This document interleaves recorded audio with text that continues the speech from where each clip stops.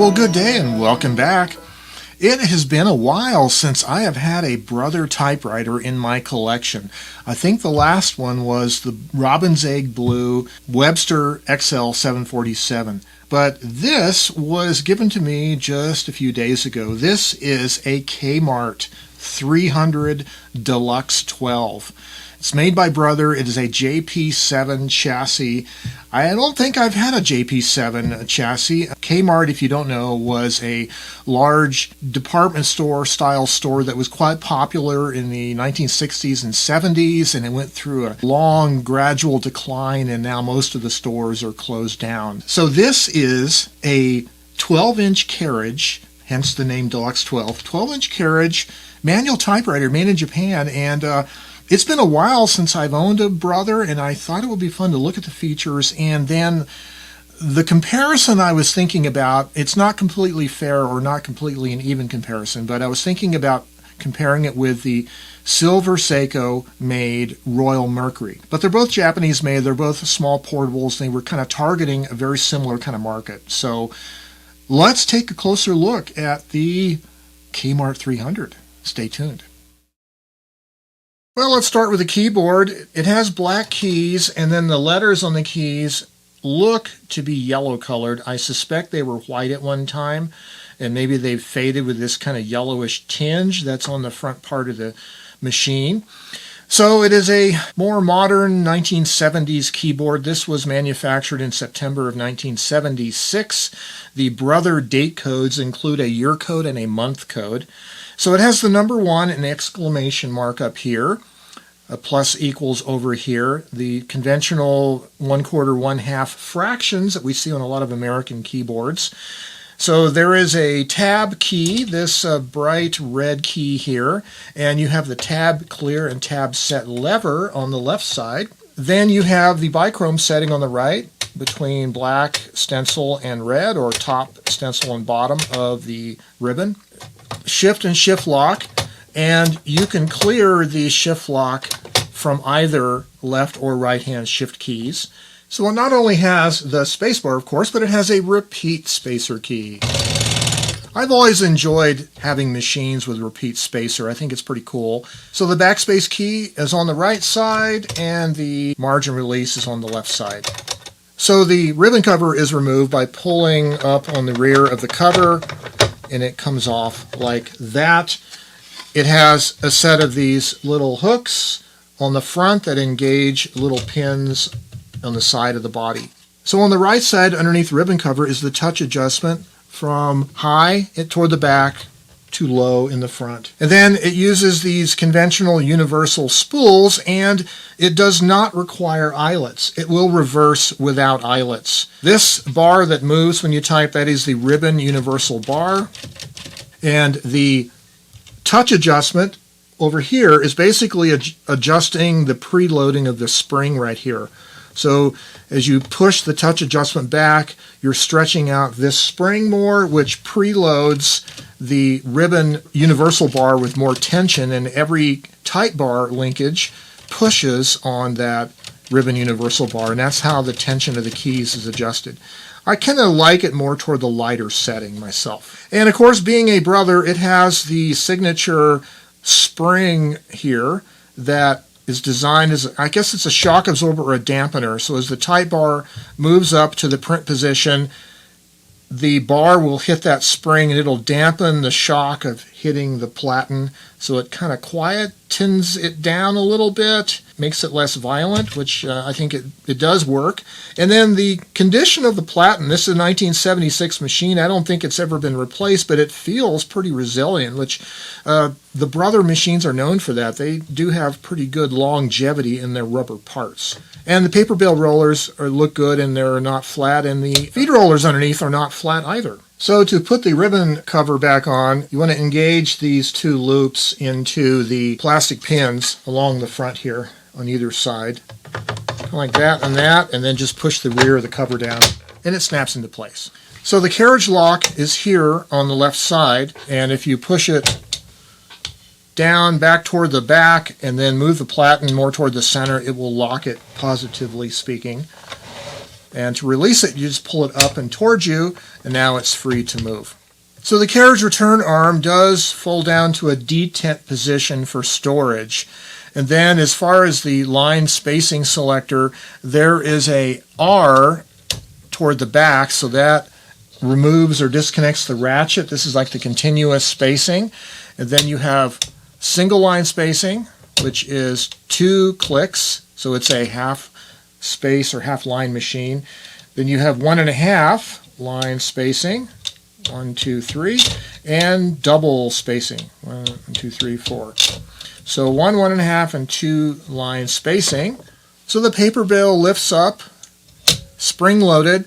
It has a scale that goes from 0 to 112. This is a pica 10 character per inch typeface. 2 paper bale rollers that are rubber coated and they slide back and forth. And you might notice here on the rear of the carriage that there is no paper guide for the left edge of the paper. These machines didn't have a paper guide. So when you set the paper into the machine, thread it in, you have to make sure you pay attention to what marking it's at.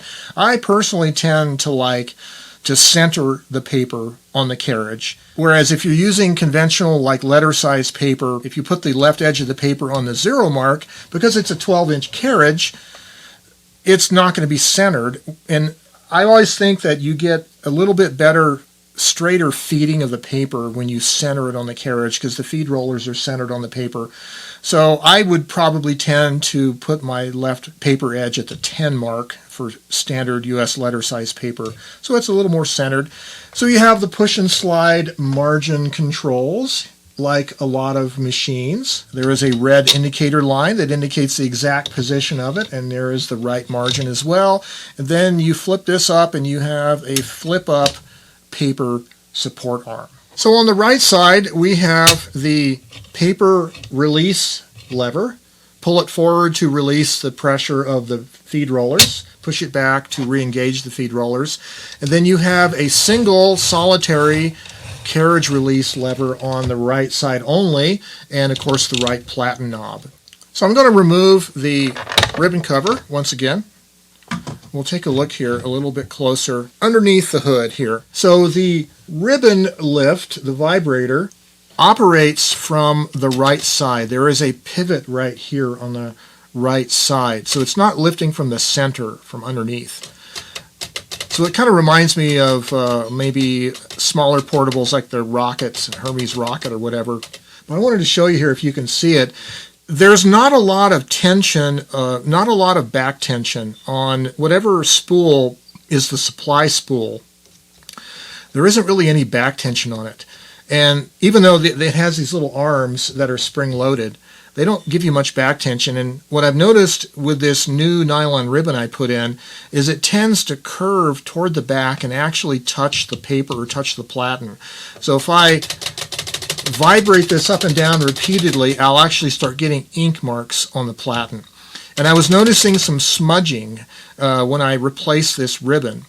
And it's just because that the tension of the ribbon, if you tighten up the ribbon here, it's a little straighter and it doesn't curve back toward the platen. But normally there's enough slack in the ribbon, it doesn't have a high enough tension that it will rub on the paper and make a little smudging, especially if it's a newer, darkly inked ribbon. So one of the things that I did to alleviate that problem temporarily was I misthreaded the ribbon purposefully on the left side of the vibrator.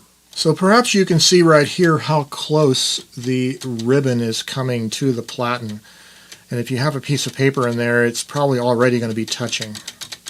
Okay, so I'm going to jam up 2 of the keys to raise up the ribbon. So you can see maybe right now the ribbon is properly threaded through both guides. It goes in front of the outermost guide, through the slot, and then behind the inner guides. So I'm going to unthread the ribbon from the left side of the vibrator. All right, a little bit messy there. So now I have purposefully misthreaded the ribbon through the left half of the vibrator so that it is in front of the inner guide. And this has the effect of keeping the ribbon away from rubbing on the platen as much. And of course now I have to wipe the ink stains off of the platen. So if you're having this problem with a JP7 Brother with a new fresh ribbon making smeary marks on the paper, try this trick of threading the ribbon through the left side of the vibrator guide backwards, and it might fix it for you. It doesn't appear to affect the performance of the machine in any way though. Well, I think we should throw a sheet of paper into this machine and see how it performs. So earlier when I was talking about centering the paper on the platen, it really looks to be about around 12 or 13 on the left edge. Is going to give you more of a closely centered paper with US size paper. Of course, we know that a lot of these small portable typewriters have intrinsic compromises to their performance.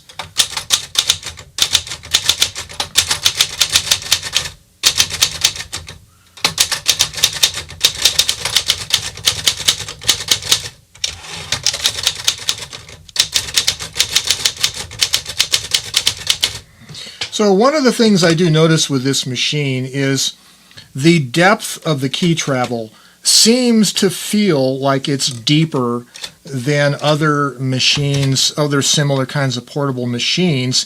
And this sent me down a little rabbit hole of measuring the depth of the key travel and comparing it against the other Japanese portable in my collection, which is the Royal Mercury. The challenge of measuring the depth of the keystroke is the measurement changes based on what part of the key you're measuring. So for instance, on the letter O here, I'm going to touch the bottom of the caliper to the front edge of the key. I'm going to zero the reading and then push down the key all the way to its travel at 16.99 millimeters. Now if I do the same measurement from the back of the key, move it down until it barely touches, zero the scale, push it down, I only get to 13.6. So I believe the reason why there is a discrepancy in the readings based on what part of the keycap edge you're measuring from is at the start, the keycap is horizontal. As you press the key down, the keycap starts to angle downward, so that at the furthest extent of the travel, the front edge of the key right here is lower than the back edge of the key. And so where you measure from changes the measurement. If you're measuring from the front edge of the keycap, you'll get the greatest change in height. If you're measuring from the back of the keycap, you get the smallest change in height. And what this means is we have to measure all the keycaps from the same corresponding edge of the caps, either all of them in front or all of them in back or all of them from the side. Okay, so I'm going to try measuring the D key, which is right here. So I have my caliper. I'm going to pull it out and extend the tip of it all the way down so it touches the inside of the base of the machine. Center that on the front of the D key and try to get it as vertical as I can. And now I have a floodlight aimed, so I'm shining light off the face of the D key, and I can tell as I push it down when I touch because I can see the key deflect slightly. So I'm going to figure out right where that starting point is, about there. Zero the caliper and then push it all the way down until it stops. Take the reading, which is about 17.03. I'll take a couple of those readings and then average them. So I figured out a pretty good way to tell when this bottom edge of the caliper is touching the top rim of the keycap. And the way I do that is I will move the caliper so the side of the extension is rubbing against the side of the keycap. And then when I push the caliper down, it'll stop right at the top of the keycap. Then I zero the caliper, and then I can move it, push it all the way down, and take the reading. On the Brother machine, when I went to try to measure the front row, the ZXC row, I want to again be consistent with measuring the front edge of the keycaps. And the problem being, though, that there's really too narrow of a gap in here to hold the calipers the way I want to. And also, if I come down and touch the keycap, zero the scale, and then I start pushing down, I start to hit the space bar, I can't push the space bar and the key at the same time because the escapement won't do both. I opted instead not to measure the front row of keys when I'm comparing this against another machine. So as a comparison, I have decided to choose the Royal Mercury. It is another small Japanese machine, and I should be able to be consistent with the same measurement method as I did before. Okay, this is a spreadsheet that I compiled with all the data from the measurements I made. So on the left column is the characters, the basically top two row of key characters, the QWERTY row and then the ASDFGH row. So then the column labeled Brother are the measurements in millimeters I took with the calipers, and the column measured Mercury, of course, is the Royal Mercury. These are to 2 decimal places.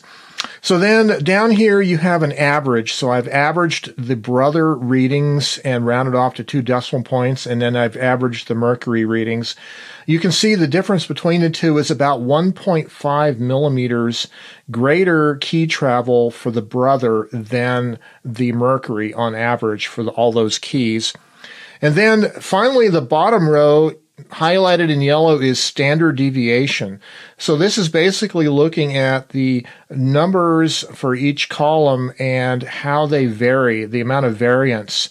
Because I was noticing when I was doing the readings, it seemed like there was a lot more variance in the readings with the Brother. Like some of these down, like the Q was 16.3, and then you had an L is 20.45. I thought the Mercury had less variance, and so the standard deviation here does show that out. The Brother has almost twice as much standard deviation or twice as much variance as the Mercury, meaning the key travel depths for each individual keys are a little more consistent around the average for the Mercury than the Brother. It kind of verifies my gut feel as I was typing on both machines that the Brother felt like you needed to give it more key travel to get a good imprint. So comparing the weight of this 12-inch Carriage Brother typewriter to a 10-inch Carriage Royal Mercury might seem unfair, but we'll go ahead and do it anyways. So the Brother weighs 10 pounds, 6.2 ounces, or 4,711 grams, 4.7 kilograms, whereas the Royal Mercury weighs 8 pounds, 14.9 ounces, or just over 4 kilograms. So difference of 4 kilograms versus 4.7 kilograms.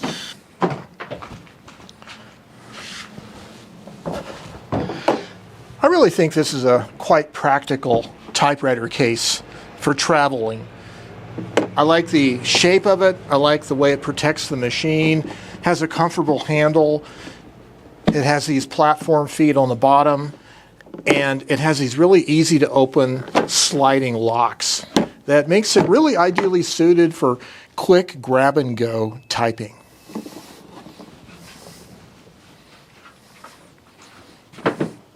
Well, I think a good question to ask is, who is this machine for? Well, clearly it is an inexpensive, relatively inexpensive in its day, mostly plastic-bodied typewriter, lightweight, portable. You could say it's designed for the student, and that wouldn't be far off. But I think because of the full features like tabulator, repeat spacer, having a 12-inch carriage, tells me that it was also built for those kinds of non-professional uses that you might think of, for instance, clubs and other amateur kinds of associations that might have newsletters. I think having a 12-inch carriage was an ideal use case for making your own pamphlets and bulletins, like church bulletins and kind of club bulletins, where you could have 2 pages that you could type up, your flyers, your pamphlets, your church bulletins. That's kind of what I see the use case for this Brother is. And also having the travel case that protects the typewriter so nicely and it's pretty easy to carry. It's a travel typewriter. I think this is probably better suited for travel than the Royal Mercury, even though it's a little bit bigger and heavier, but it does offer that protection, and you would probably appreciate that on the road. Grab it and go, and it's very convenient to use. So, having this Brother typewriter immediately reminds me that our friend Ted Monk has done a lot of work over the years in taking these kinds of typewriters with plastic body shells and making them a little bit more soundproofed. And this typewriter could definitely benefit from that. It is essentially a hollow shell. There's 4 feet on the bottom that have screws on each foot pad. You take the screws off, take off the ribbon cover, and the whole chassis slides out to the rear. There's an ant. What is an ant doing in my typewriter? You could then, once the chassis is out, I think you could get some craft felt or craft foam, put it in the bottom, and there's plenty of room on the side panels. I think you could fit some thicker foam on the sides on the inside. And then even the ribbon cover, I think there's plenty of clearance on the bottom side of the ribbon cover to put some felt or foam for further soundproofing. So you could kind of reduce that kind of hollow, plasticky, resonating sound that it makes as you type. Well, it's going to be fun having this in my collection. I especially like the handiness of the carrying case. It protects the machine quite well. It's not that big or heavy, and it opens up easy and it holds it really nice, and there's a little bit of room for some paper. So it'll be fun taking this like a coffee shop typer. And of course the color, which, you know, it kind of looks turquoise back here, and then it has more of a yellowish tinge to the turquoise as you get toward the front of the machine, which I haven't quite figured out why that is. I mean, it could have been a cigarette smoker, but the cleaning that I've done with some Simple Grain and other cleaners hasn't really taken it off, and I'm almost thinking it was that kind of degradation of plastic that we see where plastic kind of yellows, but it's more, it just gradually fades out. It's more heavy toward the front. So needless to say, I did think it was interesting, though, the comparison between this machine and the Silver Seiko Mercury. This does feel like the key travel is deeper. You have to hit it further down the keys to make a decent imprint. So there is that. I think if you're more of a kind of a heavy-handed typist a little bit, you probably would like this a little bit better than the Mercury, because you do have to hit the keys harder and a little bit deeper. You know, it's remarkable how reliable the Brothers are over the years. I've had a few of them. Considering their construction, they're fairly lightweight, but they always seem to be pretty reliable. There's a few quirks about this machine, of course, we've already covered, but if you happen to find one of these out in the wild and it's a decent price, you might be surprised at how good of a typewriter it is. And in any event, whichever typewriter you do have, you should get it out, set it down, and start writing with it today. And so, as always, I leave you with stay creative and have yourselves a great day, and bye-bye for now.